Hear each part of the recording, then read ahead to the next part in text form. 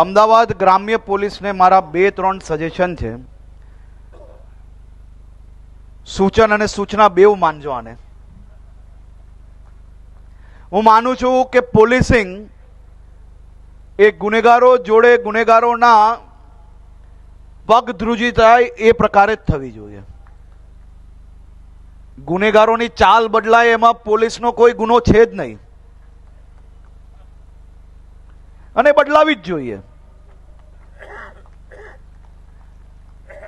એ police સ્ટેશનમાં જે કોઈ પોલીસ ત્યાં ડ્યુટી પર છે એ પોતપોતાની સમજને ઉપયોગ કરીને સામાન્ય નાગરિકોને પોલીસની દર નહીં પણ ગુનેગારોને પોલીસની દર રહે તે જ પ્રકારનો વ્યવહાર એ અમદાવાદ ગ્રામ્ય પોલીસનો ભવિષ્યની અંદર નીચે સુધી જશે તેવો મને વિશ્વાસ છે. નમસ્કાર, હું છું કિરણ કાપુરે. તમે જોઈ રહ્યા છો નવજીવન ન્યૂઝ. પાટણના જીલિયા ગામે જે ઘટના બની હતી, પોલીસ ભાગી ગઈ હતી અને તે પછી જે આરોપીઓ હતા તેનું રિકન્સ્ટ્રક્શન કરીને પોલીસે જે માર માર્યો હતો તે ઘટનાને લઈને કુલ ટોટલ જોવા જઈએ તો 12 પોલીસ કર્મીઓ સસ્પેન્ડ થયા છે અને તેમાં એક પીઆઈ છે. આ ઉપરાંત જીઆરડીના 5 જવાનોને પણ ફરજ મોકૂફ કરવામાં આવ્યા છે. તો આ પૂરી ઘટના વિશે, પોલીસોને જે સસ્પેન્ડ કર્યા છે તે ઘટના વિશે વરિષ્ઠ પત્રકાર પ્રશાંત દયાળ સાથે આપણે ચર્ચા કરીએ. પ્રશાંતભાઈ, પોલીસને જો આ રીતે સસ્પેન્ડ કરી દેવામાં આવે, બંને ઘટના આમ તો જોવા જઈએ ને તો આમ વિપરીત ઘટના છે, તો પછી પોલીસ સ્ટેન્ડ ક્યાં લે ને પોલીસને પછી કાર્યવાહી શું કરે? કિરણ, તને યાદ હશે અને આપણા દર્શકોને પણ યાદ હશે, 2 દિવસ પહેલાં જ દર્શકોને આપણે કહ્યું હતું કે આ પોલીસને તોપ આપો ને તો પણ પોલીસ ભાગી જશે, કારણ કે હવે એમના સિનિયર અધિકારી અને રાજનેતાઓનું જમીર મરી ગયું છે ને આ જમીર મરી ગયું છે એનું આ પરિણામ છે કે પોલીસ ઊભી રહી અને પછી ભાગી જાય તો પણ સસ્પેન્ડ થાય અને પોલીસ કોઈને માર મારે તો પણ સસ્પેન્ડ થાય. હવે પોલીસે કોની ઉપર ભરોસો કરવાનો? પોતાના સિનિયર ઉપર કે પછી હર્ષ સંઘવી ઉપર? જે હર્ષ સંઘવી એવું કહે છે કે આરોપીઓની ચાલ તો બદલાવી જ જોઈએ, પણ હવે મારે આ પોલીસ કર્મચારી, જવાનો અને અધિકારીઓને કહેવું છે કે હર્ષ સંઘવીના ભરોસે રહેશો તો મરશો અને જેલમાં જશો. મહેરબાની કરી કાયદાની પોથીમાં જે લખ્યું છે એ જ કરજો. પણ આવું આપણે ભૂતકાળમાં પણ જોયું છે કે જ્યારે રાજનેતાઓના રવાડે પોલીસ કર્મીઓ ચડે છે, એની જે કંઈ કશું કીધું હોય અને પછી એ માનીને એ અમલવારી કરે છે, પછી મુશ્કેલીમાં જે નીચેના પોલીસ ઓફિસર છે એ મુકાય છે. કેટલાક કિસ્સામાં તો આઈપીએસ એ મુકાયા છે. એ વાત બહુ સાચી છે કિરણ, કે 2002 થી 2006નો ગાળો એવો હતો કે રાજનેતાને ખુશ કરવા માટે અમદાવાદની અંદર એક એન્કાઉન્ટરનો દોર શરૂ થયો અને એન્કાઉન્ટરના દોરમાં એક પછી એક ગેંગસ્ટરોને માર્યા હતા, જેને પછી આતંકવાદી જાહેર કરવામાં આવ્યા. સરકાર ખુશ હતી, લોકો ખુશ હતા અને આ પોલીસ અધિકારીઓ જ્યારે આ કામ કરતા ત્યારે ભારત માતા કી જયના નારા લાગતા હતા અને પોલીસ બહુ ફૂલાઈ જતી હતી. પોલીસને એવું લાગતું હતું કે વિશ્વની તેઓ શ્રેષ્ઠ પોલીસ છે અને આપણા ગૃહમંત્રી પણ ખુશ છે, આપણા મુખ્યમંત્રી પણ ખુશ છે, આપણી પ્રજા પણ ખુશ છે, પત્રકારો પણ આપણી વાહવાઈ કરે છે, આપણું નામ એન્કાઉન્ટર સ્પેશિયાલિસ્ટ તરીકે આવે છે. પણ આ બધું છે ને ક્ષણિક ઉભરા જેવું હોય છે. આ ઉભરો શમી જાય છે અને જ્યારે વાત અદાલત સુધી પહોંચે છે ત્યારે પછી નથી તો રાજનેતા તમારો હાથ પકડતો, નથી ભારત માતા કી જય બોલનારા લોકો જે છે એ પૂછવા આવતા કે સાહેબ તમારા ઘરની સ્થિતિ હવે શું છે. કે જે પત્રકારો હતા, જે પત્રકારો તમને એન્કાઉન્ટર સ્પેશિયાલિસ્ટ કહેતા હતા, એ જ પત્રકારો તમારી બેન્ડ પણ બજાવે છે. એટલે એના ભરોસે જે લોકો કૂદ્યા એ લોકો 9-9 વર્ષ સુધી જેલમાં ગયા. એ પેઢીએ ભોગવ્યું છે. હવે એ પેઢી બદલાઈ છે પોલીસ અધિકારીઓની, એક નવી પેઢી આવી છે. ગૃહમંત્રી પણ બદલાયા છે. અમિત શાહ જે છે આજે, એમની ઉંમર 62-63 વર્ષની થઈ ગઈ છે. હવે એક નવા ગૃહમંત્રી આવ્યા છે જેમની ઉંમર હવે 40ની આસપાસ, અને એમને પણ એક મજા આવે છે. ગૃહમંત્રી તરીકેનો જે માન મર્તબો મળે છે, આગળ પાછળ પોલીસ હોય છે, સલામી, કોઈને પણ મજા આવે. એમાં ખાલી આપણા હર્ષ સંઘવી પૂરતું આ સીમિત નથી. હું પણ ગૃહમંત્રી હોઉં તો આ મજા, આ પાવર એન્જોય હું કરું, પણ એ પાવર એન્જોય કરવામાં ભૂલ ન થવી જોઈએ. પાવર એન્જોય કરવામાં જ્યારે ગડબડ થાય ત્યારે ભૂતકાળમાં થઈ એ જ ઘટનાનું રૂપાંતરણ થઈ રહ્યું છે. હવે આ જે જીલિયા ગામની ઘટના છે એની પહેલાં આપણે બીજી ઘટનાની પણ વાત કરી લઈએ કે લગભગ 2-2.5 કે 3 વર્ષ પહેલા માતરમાં નવરાત્રિનો તહેવાર હતો અને ત્યાં આગળ હિન્દુ મુસલમાન વચ્ચે બબાલ થાય છે. બબાલ એવી થઈ છે કે મસ્જિદની બાજુમાં જ ગરબાનું આયોજન કરવામાં આવ્યું હતું અને પછી પથ્થરમારાની ઘટના થાય છે. ખેડા પોલીસના અધિકારીઓ ત્યાં પહોંચે છે, આરોપી પકડાય છે. સ્વાભાવિક છે, આરોપી મુસલમાન જ હોય છે. એ પકડાય છે, એમને થાંભલા સાથે બાંધે છે. આસપાસ ટોળું છે, એમને લાઠીઓ ફટકારવામાં આવે છે. આ ઘટના જ્યારે ઘટી ત્યારે આપણે સ્ટોરી કરી હતી, મને બરાબર યાદ છે, એનું હેડિંગ પણ મને યાદ છે કે પોલીસવાળા તમે મરશો. પણ એ જે ટોળું હતું એ તમને પોરસી રહ્યું હતું. ભારત માતા કી જય અને વંદે માતરમના નારા લગાવી રહ્યા હતા અને પોલીસને એવું લાગતું હતું કે આપણે બહુ બહાદુરીનું કામ કર્યું છે. હવે આ રીતના કોઈને પણ થાંભલા સાથે બાંધીને મારવું હોય તો બહુ સરળ કામ છે, એમાં કંઈ બહુ બહાદુરીની તમારે આવશ્યકતા હોતી નથી. પણ આ ઘટના પછી હાઈકોર્ટ સુધી પહોંચી અને હાઈકોર્ટે આ તમામ પોલીસ કર્મચારીઓને સજા કરી. આ પોલીસ કર્મચારીઓ એ દિવસે ખુશ હતા કે એસપી ખુશ છે, ધારાસભ્ય ખુશ છે, મંત્રી ખુશ છે. પણ જ્યારે હાઈકોર્ટે મામલો પહોંચ્યો ત્યારે કોઈ નહોતું એમની સાથે. અને એટલું જ નહીં, હાઈકોર્ટે એમને સજા ફટકારી દીધી, કારણ કે એમણે જે કામ કર્યું હતું કાયદાની પોથીની બહારનું કામ હતું. હવે સજા ફટકારી દીધી એટલે એમને નોકરી જાય. સદનસીબે એવું થયું કે પછી લોકો સુપ્રીમ કોર્ટમાં ગયા અને સુપ્રીમ કોર્ટે હાઈકોર્ટના ઓર્ડરને સ્ટે કર્યો છે. પણ પેલી લટકતી તલવાર છે એમના માથા ઉપર, આજે નહીં તો કાલે પડશે એવી બીકમાં રાત્રે સૂઈ પણ નહીં શકતા હોય. એટલે આ જે પોલીસ છે ને એ ભૂતકાળના અનુભવમાંથી શીખી નથી, મને એવું લાગે છે. એક સમય હતો કે જ્યારે તમારી પાસે AK સુરલિયા, અતુલ કરવાલ, AK સિંહ, આશીષ ભાટિયા કે સતીશ વર્મા જેવા અધિકારીઓ હતા જે તમારી પડખે, તમારી પાછળ ઊભા રહેતા હતા અને અમે છીએ, કામ કરો. એ અધિકારીઓ નથી રહ્યા. એ ત્રેવડવાળા અધિકારીઓનો સમય પૂરો થયો છે. હવે જે અધિકારી છે, બરાબર, આખી ઘટના હવે આપણે જીલિયા ઉપર આવીએ કે જીલિયામાં જે ઘટના થાય છે તો સૌથી પહેલો સવાલ એવો છે કે જીલિયામાં પોલીસ આવે છે, પછી પોલીસ ભાગે છે અને આ ફાર્મ હાઉસ હવે ગેરકાયદેસર છે. એટલે તમે પહેલા પોલીસ ભાગી અને તમે સસ્પેન્ડ કર્યા. પોલીસને ભાગતી જોઈને સરકારને એવું લાગ્યું કે આપણી આબરૂ ગઈ, એટલે એમને પણ પોલીસને એ પ્રકારે તૈયાર કરવાની હતી તમારે. તમે જમીર વગરના હતા માટે આ પોલીસ જમીર વગરની થઈ ગઈ અને પોલીસ ભાગી. તમારે પહેલા પોલીસને તૈયાર કરવાની હતી, પછી પોલીસ ભાગી એટલે તમારી આબરૂ ગઈ. આબરૂ ગઈ એટલે તમે આરોપીઓને પકડ્યા અને ચાણસ્માના પોલીસ સ્ટેશનથી બસ સ્ટેન્ડ સુધી તમે એમને મારતા રસ્તા ઉપર નીકળ્યા, જેને તમે રિકન્સ્ટ્રક્શન કહો છો. ખરેખર રિકન્સ્ટ્રક્શન નથી, કારણ કે ચાણસ્મામાં કોઈ ઘટના ઘટી નહોતી. રિકન્સ્ટ્રક્શન ઘટના સ્થળે થાય. તો જીલિયામાં બનેલી હતી, પણ ચાણસ્મામાં તમે એનું સરઘસ કાઢ્યું. તો સરઘસ કાઢ્યું, એને ફટકાર્યા, લોકોની વાહવાહી થઈ, ત્યારે પણ લોકો પોલીસ જિંદાબાદના નારા લગાડતી હતી. ત્યાં સુધી બરાબર છે. પોલીસ જાતે આ બધું કરી લે ત્યાં સુધી બરાબર છે. સવાલ એવો છે, આ પોલીસ આવી કેમ થઈ ગઈ? તો પોલીસ આવી એટલે માટે થઈ ગઈ કે એમનો ગૃહમંત્રી જાહેરમાં એવું કહે છે કે આરોપી પકડાય એટલે આરોપીની ચાલ બદલાવી જોઈએ. એ ચાલ બદલાવી જોઈએ એનો અર્થ શું થાય બધાને જ ખબર છે. બધાને જ ખબર છે, બરાબર છે. ગૃહમંત્રી એવું પણ કહે છે આરોપીનો કોઈ ધર્મ નથી, પણ એ કયા ધર્મના લોકોને જોઈને લાઠીઓ ચાલે છે, કઈ જ્ઞાતિને જોઈને લાઠીઓ ચાલે છે, કઈ જ્ઞાતિને જોઈને લાઠીઓ મ્યાન થઈ જાય છે, એ બધાને જ ખબર પડે છે. પણ ગૃહમંત્રી વારંવાર આવું બોલે છે અને આવું બોલવામાં એમને મજા આવે છે, કારણ કે લોકો તાળીઓ પાડે છે. લોકો તાળીઓ પાડે છે અને એમની રીલ ખૂબ ચાલે છે. રીલ ચલાવવી અને સરકાર ચલાવવી બેમાં અંતર છે. તમે શાસક છો, તમે સોશિયલ મીડિયા ઇન્ફ્લુએન્સર નથી. પણ હર્ષ સંઘવી આ ભેદ ભૂલી ગયા હોય આ તબક્કે મને એવું લાગી રહ્યું છે કે ઇન્ફ્લુએન્સરની ભૂમિકામાં આવી ગયા છે. એ શાસકની ભૂમિકામાં એમણે રહેવું જોઈએ. તો એ બોલે છે એટલે પોલીસને એવું લાગે છે કે ગૃહમંત્રીએ બોલે છે એટલે આપણે આ કરવું જોઈએ. તો હવે જો ગૃહમંત્રીએ કીધું કે ચાલ બદલાવી જોઈએ તો પાટણની પોલીસે એ જ કર્યું. જે આરોપીઓ હતા એમની ચાલ બદલી. હવે ચાલ બદલ્યા પછી અલ્પેશ ઠાકોર આવે છે મેદાનમાં અને સંમેલનની વાત થાય છે કે તમે અમારી જ્ઞાતિના લોકોને માર્યા. એક્ઝેક્ટલી. આમાં પણ પાછું જ્ઞાતિનું રાજકારણ આવી ગયું. એટલે સંમેલન બોલાવવાની વાત થાય છે. એટલે હવે શું કરવાનું? તો કે પહેલા પોલીસ ભાગી માટે સસ્પેન્ડ કરો, હવે પોલીસે માર્યા માટે સસ્પેન્ડ કરો. તો ભાઈ તમે ચાલ બદલવાનું કહો છો તો ઊભા રહો ને. ગૃહમંત્રીએ પોતાના ધારાસભ્યોને કહેવું પડે કે ગુનેગાર ગુનો કરશે તો એની ચાલ બદલાશે જ. આ ખમીર પણ નથી. એ ત્યાં નિવેદન બદલાઈ ગયું. ત્યાં નિવેદન બદલાઈ ગયું, તમે એને સસ્પેન્ડ કરી દીધા.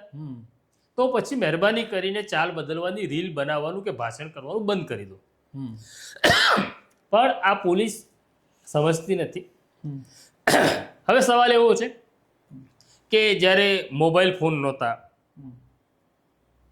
ટેલિવિઝન નહોતું, સોશિયલ મીડિયા નહોતું, ત્યારે પોલીસ પોતાનું કામ નહોતી કરતી.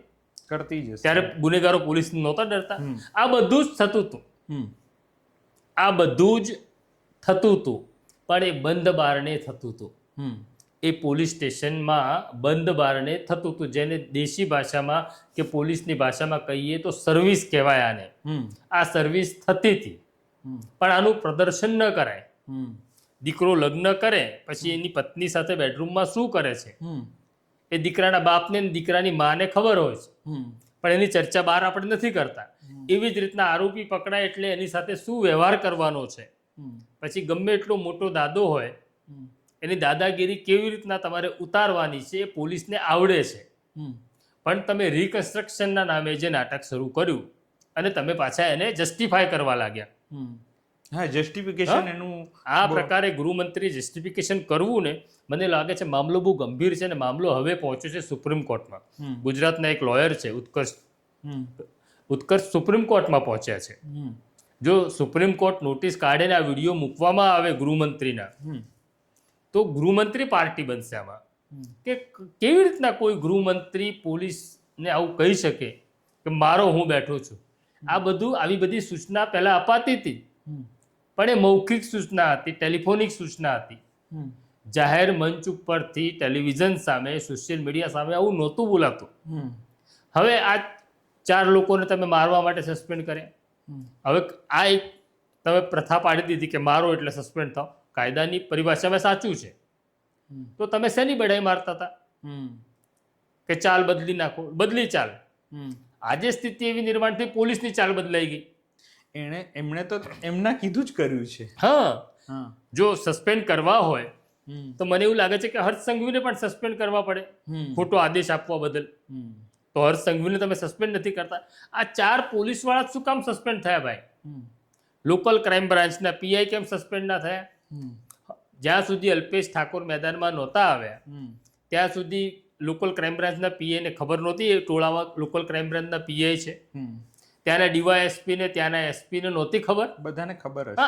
આ દ્રશ્યો બધાએ જોયા હતા. તો તમે સુઓ મોટો કેમ ના કર્યું? તમને કાયદાની બહુ ચિંતા હતી તો તમને ડર લાગે છે કે હવે ચૂંટણી સામે છે પંચાયતની અને હવે કંઈક કરવું પડશે, માટે તમે પોલીસનો કાયમ ભોગ લેવાય છે.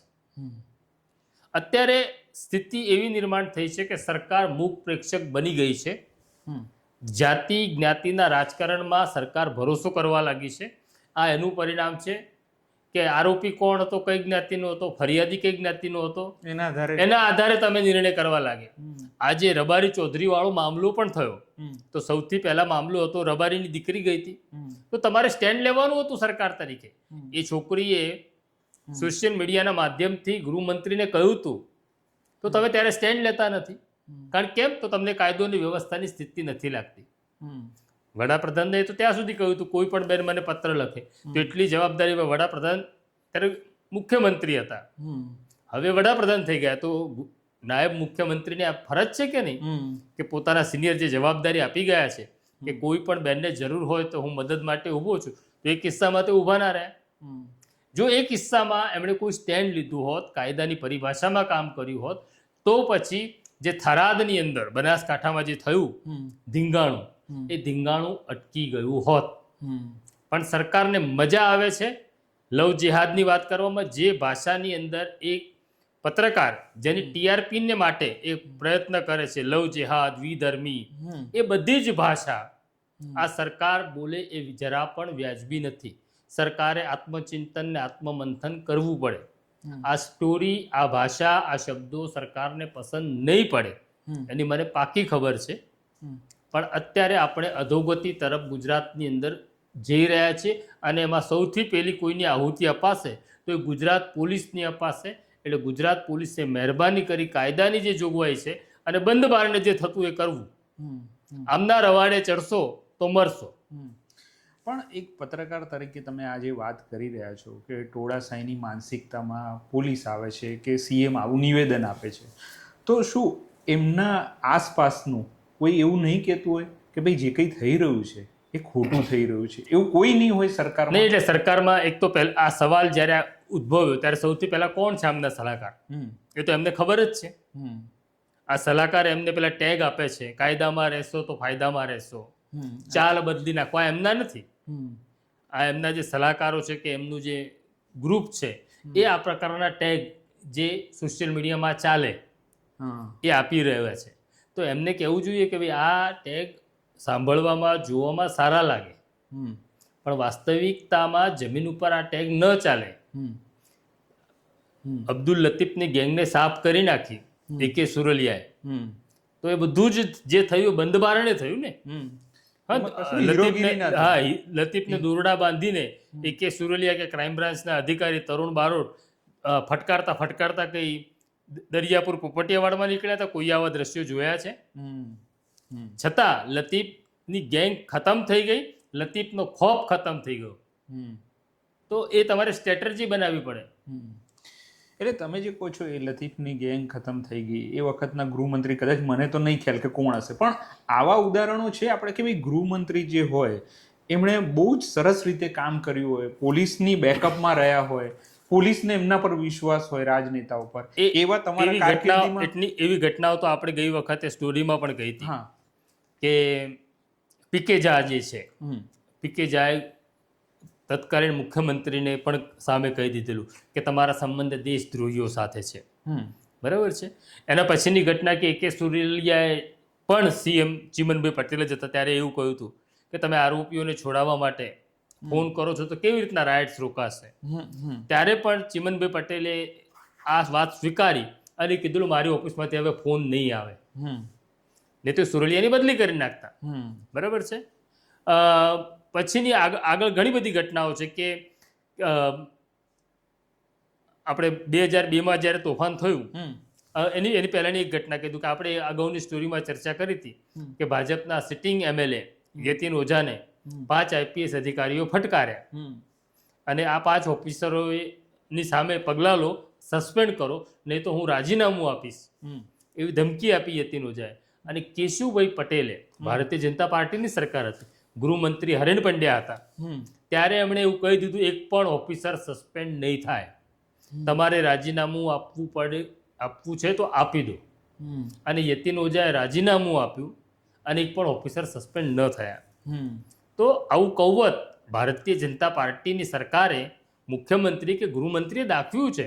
તો પાટણના કેસમાં હર્ષ સંઘવીએ સ્ટેન્ડ લેવાની જરૂર હતી કે ભાઈ ગુનેગાર હતા, માર્યા છે, અને જો કોર્ટમાં મામલો પહોંચે તો આરોપી બનવા હું પણ તૈયાર છું, કારણ કે તમારા કહેવાથી માર્યા છે, તમને મજા પડતી હતી. કોઈ પણ ચમરબંધીને નહીં છોડવામાં આવે એવું બોલવાથી વાત થતી નથી. હવે તમારે માત્ર આ પાટણની જ ઘટનાને આપણે વાત કરીએ તો જિલ્લાની અંદર આ જે માણસ છે જેનો ફાર્મ હાઉસ છે એ તોડી પાડવામાં આવ્યું. તમે એ વખતના તલાટી, એ વખતના તાલુકાના જે અધિકારી હશે, TDO હશે, મામલતદાર હશે, પ્રાંત ઓફિસર હશે, એની સામે પગલાં લેશો? એમની પણ કે આ કઈ નાનકડું મકાન તો હતું નહીં, 10 બાય 10ની ખોલી બની ગઈ કોઈ સરકારી. તમારે કંઈ કરવું નથી જમીન ઉપર, તમારે માત્ર ગપ્પા મારવા છે, લોકોને મજા આવે, ટોળાને મજા આવે એમ કહીને તમારે લોકોને ભ્રમિત કરવા છે. ને તો કેમ તમે રેવન્યુના અધિકારીઓ સામે પગલાં લેતા નથી? મકાનો બની જાય છે તો ત્યાં પણ પગલાં લો, એમને પણ સસ્પેન્ડ કરો ને. પણ તમારો કહેવાનો મતલબ એવો છે પ્રશાંતભાઈ કે આખી સિસ્ટમ એવી બની છે કે જેમાં તમે અગાઉ કીધા એવા સુરેલિયા જેવા પોલીસ ઓફિસર હવે બની જ ના શકે એવી સિસ્ટમ ઊભી થઈ છે કે એવો કોઈ પોલીસ ઓફિસર આવી જ ના શકે? નહીં, પહેલાં તો એવું છે કે જો આ IPS અધિકારીઓ મારી બદલી થશે અને મને કોઈ નોન એક્ઝિક્યુટિવ જગ્યાએ મૂકવામાં આવશે એવો ડર કાઢી નાખો ને, તો તમે બધું સરસ કામ કરી શકો. સરકારને ના પણ પાડી શકો કે આ કાયદાની પરિભાષામાં નથી એટલે હું તો નહીં કરું, પણ તમારે પણ ન કરવું જોઈએ. એટલે તમે મને બદલી નાખો અને કોઈ બીજા અધિકારીને મૂકીને એ કરાવવા માંગતા હોવ તો તમારે પણ ન કરવું જોઈએ એવું કહેવાની હિંમત હોય અને બદલીની તૈયારી હોય તો તમે કામ કરી શકો. એનું એક ઉદાહરણ આપી શકાય કે નિર્લિપ રાય 2010 બેચના અધિકારી છે, બરાબર છે. પહેલા 6 વર્ષ એ અમરેલી એસપી થયા એના. આજે તો નિર્લિપ રાયને લોકો અમરેલી પછી ઓળખતા થયા. અમરેલીમાં એમણે 4 વર્ષ કાઢ્યા, પછી સ્ટેટ મોનિટરિંગ સેલમાં એમણે 4 વર્ષ કાઢ્યા, બરાબર છે. પણ એના પહેલાના 6 વર્ષ નિર્લિપ રાયની જિંદગીના કેરિયરના એવા છે કે નિર્લિપ રાયની દર વર્ષે બદલી થઈ છે. 6 વર્ષમાં 6 બદલી થઈ છે. તો એ માણસે સમાધાન ન કર્યું, હું તો મારું કામ કરીશ. પછી એક તબક્કે સરકારના નોટિસમાં આવ્યું કે આ માણસ જે કહે છે એ તો સાચું છે, આપણને નથી ગમતું પણ એ કરે છે તો સાચું, ફિલ્ડમાં સાચું કામ કરે છે. લોકોને કાયદો અને વ્યવસ્થામાં ભરોસો થાય, કોઈ પોલીસ ઓફિસર કામ કરે તો એનો સીધો ફાયદો સરકારને થાય છે. એક્ઝેક્ટલી. નિર્લિપ રાયને ફાયદો નથી થવાનો, કોઈ એસપી કે સીપીને ફાયદો નથી થવાનો. કાયદો અને વ્યવસ્થા જળવાય તો, કાયદો અને વ્યવસ્થા જળવાય તો એનો સીધો ફાયદો સરકારને થાય છે. તો સરકારને લાભ લેતા પણ નથી આવડતું સારા ઓફિસરો મૂકીને. એટલે વ્યક્તિગત એમને ભોગ આપવો પડે, સંઘર્ષ કરવો પડે, જે તે ઓફિસરે, જેમ નિર્લિપ રાયે કર્યો તમે કહો છો એમ. પણ રાજનેતાઓનું ઇન્ફ્લુઅન્સ આ પોલીસ બળ પર વધારે ને વધારે પાકું થતું ગયું. એની આપણે ક્યાંથી જોઈ શકીએ, એની શરૂઆત ક્યાંથી જોઈ શકીએ? હવે તો એ સકંજામાં આવી ગયું એવું લાગે છે. એની શરૂઆત ક્યાંથી જોઈ શકીએ આપણે ગુજરાત એની શરૂઆત જે છે, કેમ આઈપીએસ અધિકારી કે પોલીસ ઇન્સ્પેક્ટર કેમ ડરે છે કોઈ પણ પોલિટિશિયનથી? હું એમએલએની વાત નથી કરતો, કોંગ્રેસના શાસનમાં પણ આવું જ હતું કે કોર્પોરેટર કોઈ પીઆઈની બદલી કરાવી શકતો હતો કે હું પોલીસ સ્ટેશન ગયો અને પીઆઈએ મને ન સાંભળ્યું, મને ગાળો આપી. એટલે કોંગ્રેસની સરકાર પણ આવી જ હતી. એ કંઈ દૂધે ધોયેલી હતી એવું નથી કે આ બધો જ દોષ ભારતીય જનતા. સૌથી મોટી તકલીફ એવી છે આપણી સિસ્ટમની કે પોલીસ અધિકારીની બદલી કરવાની સત્તા રાજકારણીઓ પાસે છે. હવે રાજકારણીઓ પાસે હોવી એ કંઈ ખરાબ નથી કહેતો હું, કારણ કે આપણે જે ફેડરલ સિસ્ટમ સ્વીકારી છે, એક તરફ ચૂંટાયેલી પાંખ છે, તો ચૂંટાયેલી પાંખ પણ એટલી મહત્વની છે કારણ કે ચૂંટાયેલી પાંખને મેં તે મત આપ્યો છે. આપણા મતથી બનેલી સરકાર છે એટલે એનો ચોક્કસ અધિકાર છે નિર્ણય લેવાનો. બીજી બાજુ વહીવટી પાંખ છે અને વહીવટી પાંખ ઉપર ચૂંટાયેલી પાંખ આવી હોય છે, કોઈ વાંધો નથી.